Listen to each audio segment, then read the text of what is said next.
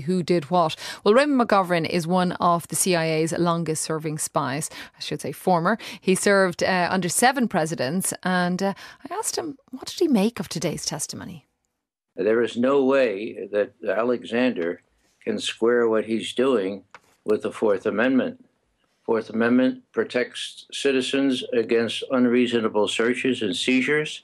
It requires probable cause before any monitoring should be even suggested.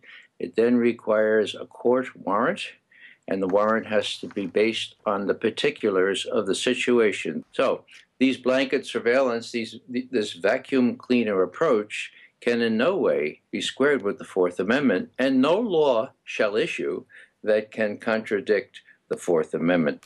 So when you talk about the Fourth Amendment and we'd say prohibiting unreasonable searches or seizures, are you just worried about Americans, or do your thoughts also extend to Europeans or Mexicans or Brazilians, even though obviously they're not covered by the Constitution?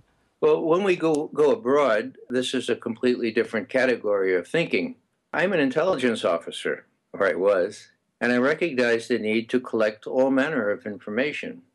One would have thought that were there adult supervision to be applied here, and were the NSA to have been upfront with respect to monitoring Angela Merkel's Handy, as they call the cell phone over there, das Handy, there would have been a restraint put on this, because what we have here is technology run amok. Why? Simply because it's possible to do all this, and there's no thought given to the possible consequences.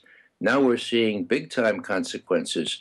It's going to take a long time before the transatlantic relationship repairs itself after this fiasco.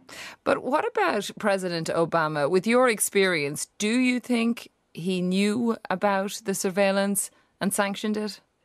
The people who have worked at NSA say there is no way that a director of NSA would take the chance of monitoring Angela Merkel's cell phone without telling the president.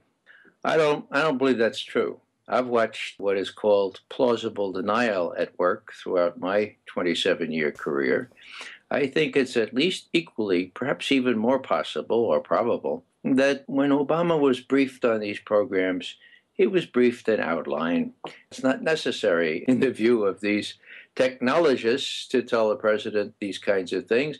And sometimes reason, it's better not to tell the president, because if this blows, it's far better for him to be able to say, they didn't tell me about it. I don't know about it. Senator Dianne Feinstein says she's totally opposed to spying on allies. How realistic an option is that? Well, Senator Dianne Feinstein is giving hypocrisy a bad name. Her job is to monitor, to give oversight to this activity that's run amok.